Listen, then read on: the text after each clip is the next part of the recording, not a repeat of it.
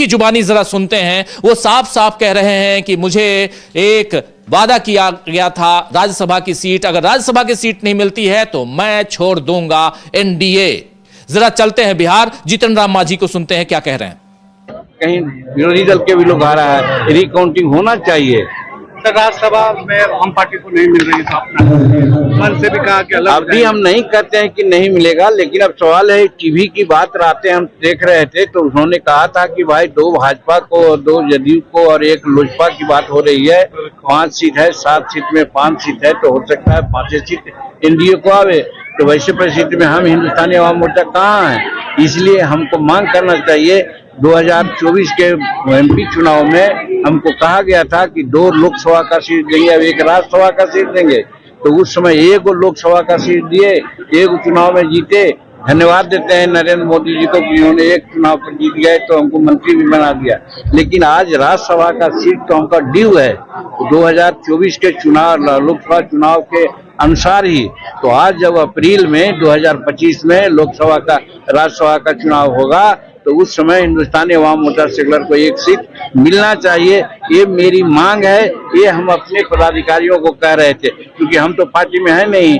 हमारा राष्ट्रीय अध्यक्ष इसके लिए मांग कर सकता है, हमारा प्रवक्ता मांग कर सकता है, हमारा प्रधान सचिव मांग कर सकता है, हम तो संरक्षक हैं, इसलिए हम अपने पार्टी के लोगों का ऐसा कह रहे हैं। सर सुझाव दे रहे थे कि अलग हो जाएंगे अगर नहीं मिलेगा इस तरह। अब देखिए वो तो अलग बात है, जब तक संगठन हम लोग हैं, अलग होने की बात वो नहीं कहे। आप लोग देखिए फिर ट्विस्ट कर रहे हैं।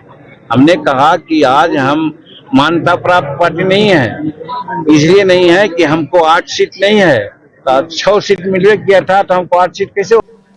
तो यहां पे आप साफ साफ एक सबसे आखिरी आपने सुना होगा कि हम लोग मान्यता प्राप्त नहीं है, मान्यता प्राप्त पार्टी नहीं है, क्योंकि हम लोगों ने 8 सीटों पे चुनाव नहीं लड़ा। हम लोगों ने चुनाव लड़े थे कितने पे, तो यहां 6 सीटों पे, और लेकिन वादा किया गया था कि 1 सीट आपको राज्यसभा की मिलेगी, और अब यह खबर आ रही है कि 1 सीट भी नहीं मिलेगी। अविनाश, एक बार आप हमारे साथ दोबारा जुड़े हुए हैं, जरा आपसे भी समझना चाहता हूं मांझी का यह बयान क्या मायने रखता है। नहीं, सबसे बड़ी बात मांझी की जो कोशिश है कि उनकी पार्टी को मान्यता प्राप्त हो जाए, और उसके लिए जरूरी है कि बिहार विधानसभा में उनके 7 विधायक हों, और इसीलिए वो कह रहे थे कि भाई हमको 8 सीट दे दो, अगर 1 सीट हम हार भी जाते हैं तो कम से कम 7 सीटें तो हमको मिल जाएंगी, जिससे हमारी पार्टी को बिहार में मान्यता मिल जाएगी।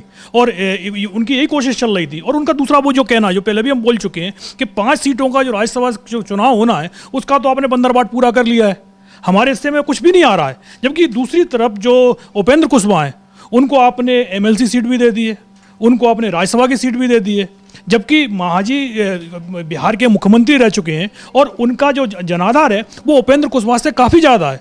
और उपेंद्र कुशवाहा के पास जो जनाधार है वो देखा जाए तो वो पहले से ही एनडीए को वोट देते रहे हैं वो लोग।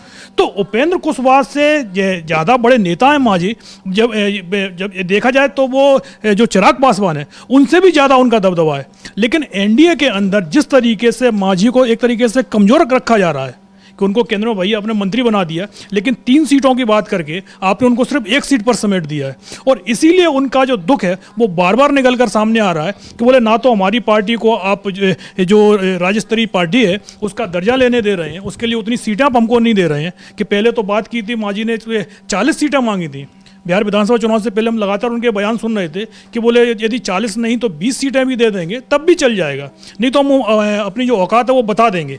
तो अब जो जिस तरीके से मांझी आए हैं और उन्होंने कहा कि भाई हमको 1 सीट दो, नहीं तो हम एनडीए भी छोड़ देंगे, तो सीधा सीधा एक मैसेज है कि भाई अगर एनडीए में बीजेपी अपने सहयोगी दलों को से जो वादे किए हैं अगर उनको पूरा नहीं करेगी तो फिर भाई एनडीए में रहने का मतलब क्या रह जाएगा। कि अभी आप कुछ भी बोल देते हैं कि भाई हम आपको ये इतनी सीटें देंगे, लेकिन जब आपका मतलब निकल जाता है तो फिर आप पहचानते नहीं हैं कि भाई आपसे तो 1 सीट आप मंत्री बना दिया हमने आपको। लेकिन जो मुख्य बात थी कि जो सीटें की बात मांझी से की गई थी उसको लेकर ही मांझी लगातार बोल रहे हैं कि हमें जो हमारा हिस्सा जो है बस हमें हमारा हिस्सा दे दो, दूसरे से हमको मतलब नहीं है। एक बात ये साफ समझ में आ रही है कि यहां पर चाहे बिहार हो चाहे दूसरे राज्य हो, हर जगह बीजेपी अपने आप को मजबूत करना चाहती है, ये साफ समझ में आता है। महाराष्ट्र में भी हम लोगों ने यही देखा कि कल रिजल्ट आया है महाराष्ट्र में, और उसमें भी उस रिजल्ट के साथ साथ लेकिन जो कुनबा है इनका यानी महायुति वहां पे जो है वो कुनबा मजबूती के साथ उभर के आया है उस निकाय चुनाव के रिजल्ट में। लेकिन साथ साथ दूसरी बातें यहां नजर आती हैं कि महायुति के जो दूसरे साथी हैं, चाहे चाहे अजीत पवार हो, चाहे वो शिंदे हो, ये कमजोर हुए हैं पहले से। आंचल को बुलाना चाहता हूं। आंचल, जरा